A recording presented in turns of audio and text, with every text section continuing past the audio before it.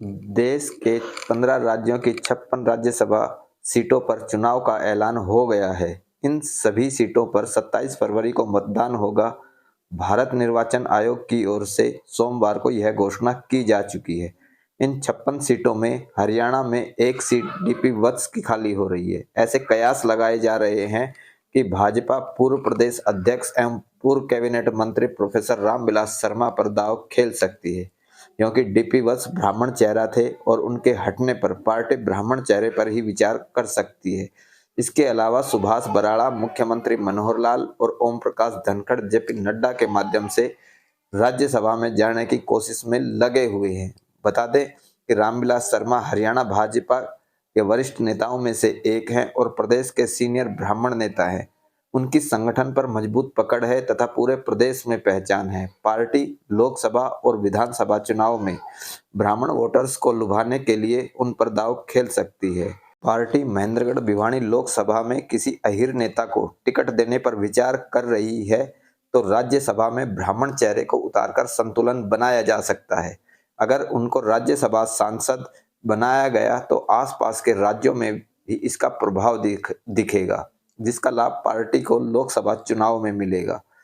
Professor Ramvilas Sharma मनोहर सरकार के पहले कार्यकाल में शिक्षा मंत्री रहे थे। उस समय उन्होंने शिक्षा मंत्री रहते कई अहम फैसले लिए थे। रामविलास शर्मा ने शिक्षकों के तबादले के लिए ऑनलाइन तबादला पॉलिसी बनाई थी, जिसको दूसरे राज्य भी फॉलो कर रहे हैं। उन्होंने आउटसोर्सिंग पर महाविद्यालयों में लगे लेक्चरर्स का वेतन 25,000 रुपये से बढ़ाकर 57,000 रुपये किया था। हर 20 किलोमीटर पर एक महिला महाविद्यालय खोला था। गेस्ट टीचर का वेतन बढ़ाया गया था।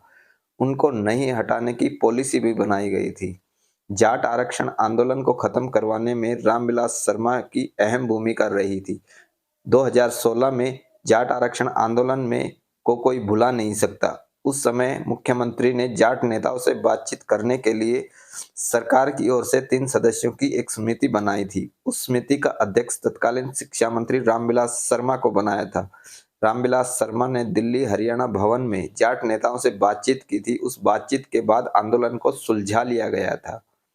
बता दें, रामविलास शर्मा भाजपा के सबसे वरिष्ठ नेता है। जनसंघ के समय से पार्टी से जुड़े हुए हैं और इमरजेंसी के समय उन्होंने बिहार की जेल में जाना पड़ा था, जहां पर उन्होंने अनेक यातनाएं सही थी। वो प्रदेश में पार्टी को खड़ा करने में अहम भूमिका निभा चुके हैं।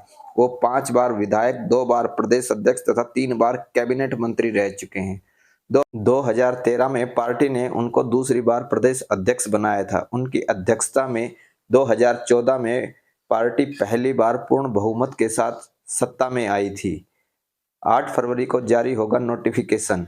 राज्यसभा चुनाव के लिए नोटिफिकेशन 8 फरवरी को जारी होगा और नामांकन 15 फरवरी तक दाखिल किए जा सकेंगे। नामांकन की जांच 16 फरवरी को होगी और 20 फरवरी तक कैंडिडेट्स अपने नाम वापस ले सकते हैं। अगर हरियाणा में जरूरत पड़ी तो 27 फरवरी को चुनाव होंगे। मालूम हो कि राज्यसभा के सदस्यों का चुनाव राज्य विधानसभाओं के निर्वाचित सदस्यों की ओर से अप्रत्यक्ष तौर पर किया जाता है। राज्यसभा एक स्थायी सदन है और इसके 1/3 सदस्य हर 2 साल में रिटायर हो जाते हैं, जिससे सदन के कामकाज में निरंतरता बनी रहती है। राज्यसभा सांसद का कार्यकाल 6 साल का होता है।